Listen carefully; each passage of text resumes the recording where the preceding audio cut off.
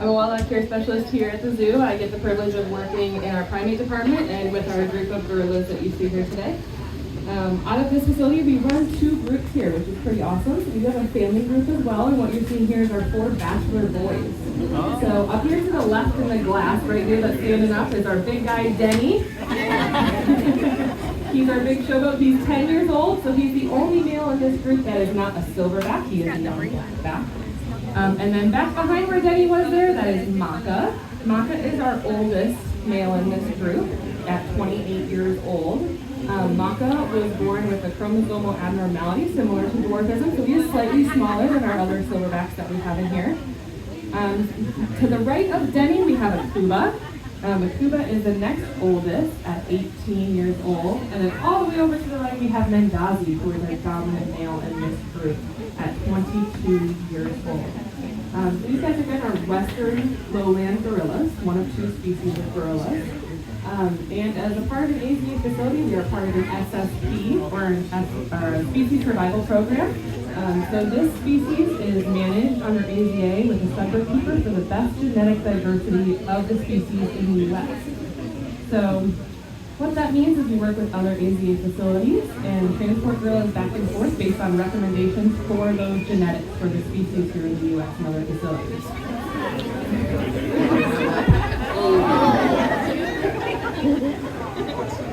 Both species of gorilla are critically endangered. The other is the mountain gorilla on the eastern side of Africa.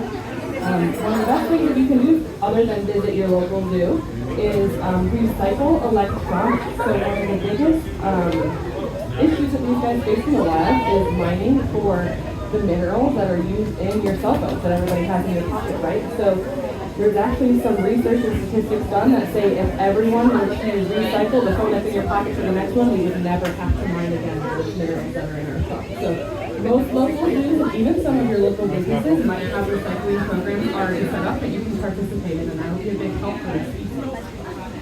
We work closely with the Eagle Forest in Africa to work on the human-animal conflict that happens there. These guys can get accidentally caught up in snares for the booty trade. So a big part of conservation in Africa is actually helping build those communities' economies so that way they don't have to rely on it. That's a big thing that we do over in Africa for these guys. If anybody has any questions, feel free to come over and ask me as well, and I'll answer questions for you guys too. We have a wildlife care specialist up on the roof right now. You guys just got to see them get a little snack. So these things are fed anywhere from 5 to 7 plus times a day. Most of those feeds are done through enrichment devices, which you can actually see one hanging up next to a tuba there. There's one of our crossbar feeders that you can put a substrate in along with some of their diet. So they get that mental stimulation working for their food. And then what you just saw as our toss is a great example of a separated feeding, which has been proven to be the best way with the bachelor group to manage feeding habitat together to reduce the competition for research. As well, they got some pine cones tossed to them today. What that consists of is we have amazing volunteers here that help us press enrichment every single week. We got some of them over here that are standing behind us to my left. Yeah, thank you, volunteers. And what those pine cones have on is cooked oatmeal, and then we smear them on the pine cones and stick them in the freezer so we have to sit and spend time to really pick through all those things. So all of their enrichment is outcome based, so we think of a behavior as something that they would naturally be doing in the wild, and we use their workflows to figure out ways that we can give them items or set up scenarios to help replicate those behaviors.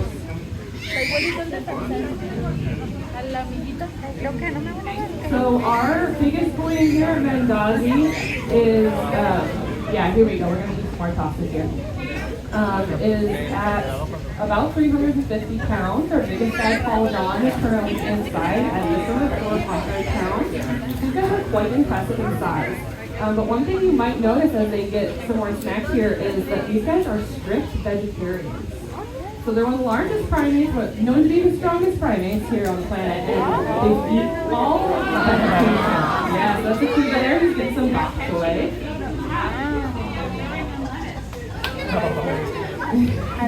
So this is a great example of that separated feeding that I was telling you all about, which is the best way, proven to be the best way to manage a bachelor group under human care to reduce the competition for resources. So some of their favorites are these leafy greens. out in the wild, it's the majority of what they would eat is browse and leaves off of trees, and it's actually where they get most of their hydration from. So it's similar here, although they do drink water and they have water sources available. This is one of their favorite ways to get that hydration in their water sources through all of their grains.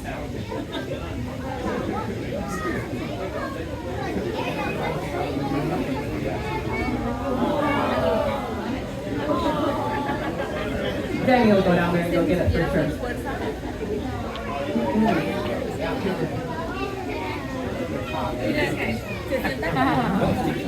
So for those of you just joining us here, one closest here in the class, that's Denny at 10 years old. He's our youngest. Maka is off to his left. He is our oldest. And then we have Akuba up top, and then Mendazi all the way to the right. Mendazi is our dominant male here in this group. So his job is to kind of mediate the other three boys and how they all interact with one another and make sure everyone's acting appropriately. So he's kind of a mediator of the group, but does a very good job of that. So all three of our big boys up top, so Maka to the left, Akuba up top, and Mendazi to the right, are all direct brothers. And then Denny, who just went down the mountain, I'm sure will come back up here in a second, is a half brother for them. So the dynamics in here are pretty similar to that of four brothers that all live together in a house or in an apartment, and then their youngest brother just graduated from high school and moved in with them. So Mendazi has big shoes to fill as the mediator of this group, and he does a great job. And then a big part of that again is the separated feed-in, because it's really, really good way to manage the food in the cells. That's what it looks And like. for those of you joining, if anybody has any questions, feel free to come on over here in the back here and raise questions so the last thing that you just saw me across are those pine cones that I was telling you about. So pine cones with oatmeal smeared on them, and they're frozen. It's one of their favorite snacks, so they'll take some time and take every little bit of cooked oatmeal out of the crevices of those pine cones.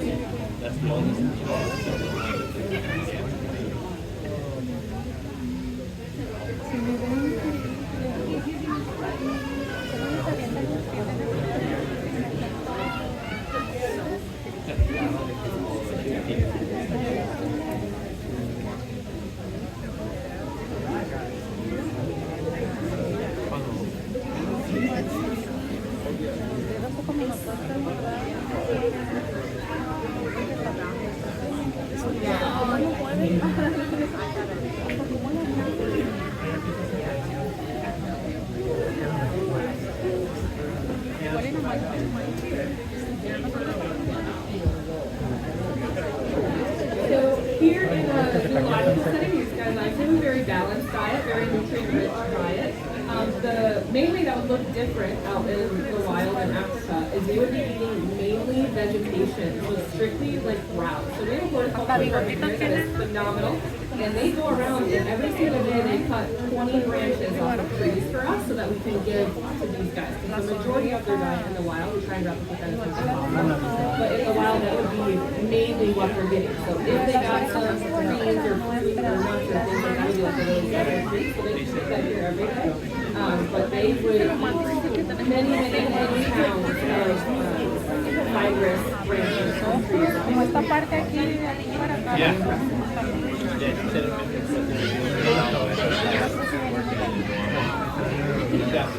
Yeah, so it's got questions of a favorite thing that we feed. Everybody's a little different, just like humans, right? But usually their favorite is anything fruit related. So these guys love citrus. So oranges is one of their favorite. They like the pineapple and melons and things like that. But fruit is definitely a favorite for them. Mm-hmm. Yep. They like mango pits as well, things like that. Mm-hmm. Yep. Yep.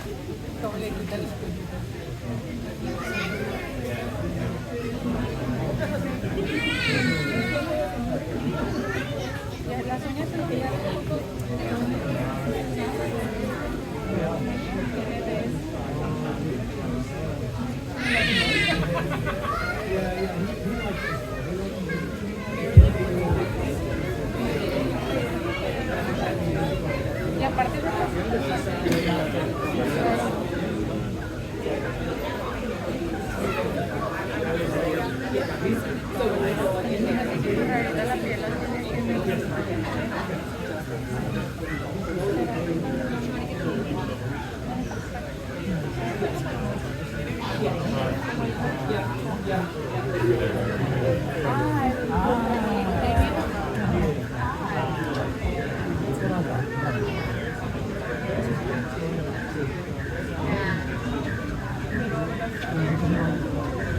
So for those of us just joining us here at the Gorilla Habitat, my name is Paige. If you guys have questions in the back, you can come and ask me. I'll be here for a couple more minutes. Out in front of us here, we have our 4 boys, our bachelor group. So one of 2 groups that we are run out of this facility. We've got Denny all the way down there to the left of the class. We've got Maka right here in the front, and then Akuba is up top there, and Mendazi. Mendazi is our dominant male in this group here. So he's the kind of facilitator of all the things that happen between the 4 boys. Mendazi is 22. Akuba, who is just above him, is 18. And then we have Maka down here, who's 28, and Denny's only 10. So Denny, being 10 years old, is a young blackback, so he's the only one in this group that is not a full silverback at this point. So he'll start transitioning into silverback for the next couple of years, and he'll be transitioned into a full silverback by 13 years old. Yeah. That's a good question. So we had a question about where our family group is currently. Off to the right here, we have what we call our gorilla building, or where our bedrooms are. So when we run both groups out of here, we have one group that's inside and one group that's out. And throughout the day, we'll switch them a couple times. And then when we do those switches, we can even reset the habitat. So we can put out more food, more enrichment devices, pull the boys in, send a family group out. So we've got Paul and Jess inside for the family group. About a year ago, Denny was still a part of that family group. He was born to Paul and Jess. And then as they get older, similar to how they were in the wild, Paul and Jess started merging them out. So that's when we introduced him to the 3 boys that we have here. And now we have our group of 4. And that transition happened about a year and a half ago. They threw him the food way up here? Yeah, so right now our family group is just the male and female that are inside, Paul, Don, and Jess. And Paul is 35 and Jess is 44. Jess is retired. She's a retired mama. So she had all 4 of these boys. So her genetics for our SSP are very well represented. Yeah. Yeah, she's retired. She lives a retired life now and just be pampered and taken care of.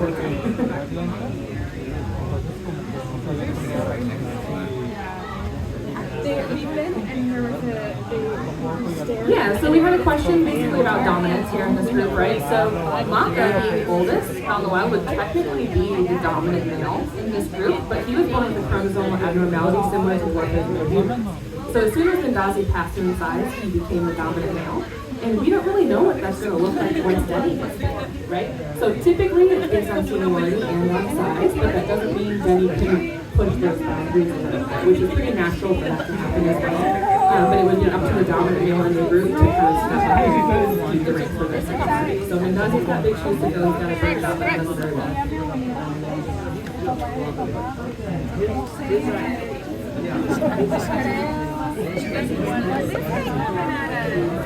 Yeah. So in this group, when we first did introductions with Denny, Mendazi and Maka were kind of a buffer between Denny and Akuba. So Akuba is our one that's up top there. Maka and Mendazi have both been a part of seeing their brothers be young blacks. So experiencing Denny as a young blackback, this is the first time that Akuba has experienced that. So they've kind of played a buffer and helped Akuba realize that this is just younger behavior, but they've also kind of let Akuba and Denny figure things out as well. Denny also needs to realize that he is the more man on the totem pole. Right? So Maka and Mendazi done a really good job of playing that buffer, and again, Mendazi stepping up and being that dominant male and really setting the pace for her. So gentle giants, very much. Right. They're definitely not together. That's a great question. So typically under human care, They definitely not feel like it over here. He definitely saved the best for last. There they go. There they go. In the wild, it varies quite a bit because he's a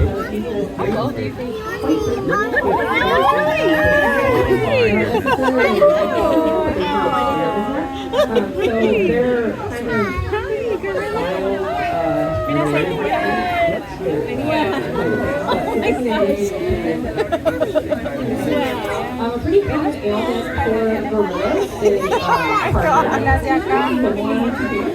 so we just wanted to This is trained for a cardiomol or a voluntary EKG, and then you can also voluntarily get blood pressure readings. We do it with our They're also voluntarily trained to accept They like to sit near the glass. They're big hands. Scale, because they still have a weight in there as well, so you know we're feeding them the appropriate amount to stay healthy and strong. So we can do a lot of participating I literally just said I make hands. It's like King Kong, right? Any other questions? I can give you some more. Yeah, it's a good question. So the question was, do these 4 boys be candidates for some family groups of youth? And the answer is yes. So being a facility, there's a sub bookkeeper for the whole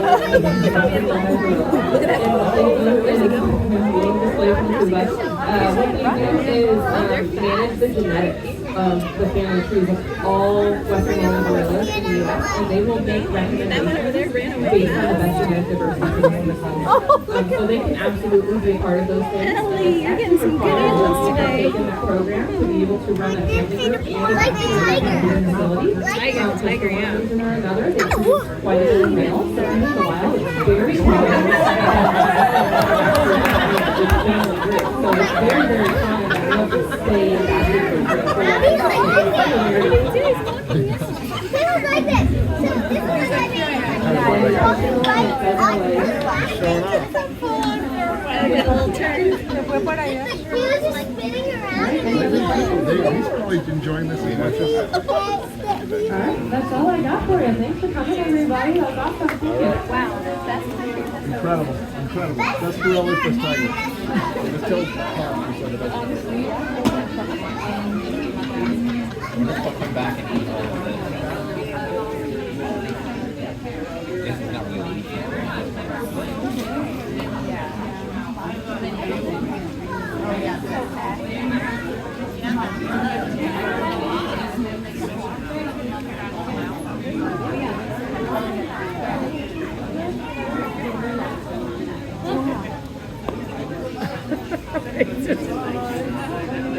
just like, well, they got an interesting crowd in front of me today. Look at these creatures looking at me.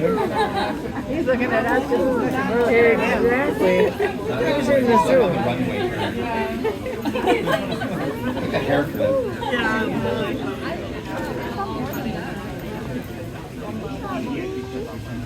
Further down? Spot down there.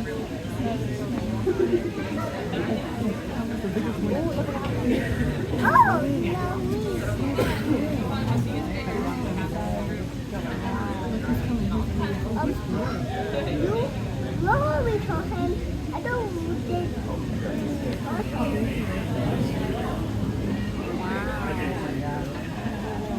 They're trying to get away from They're trying to stay away from each other.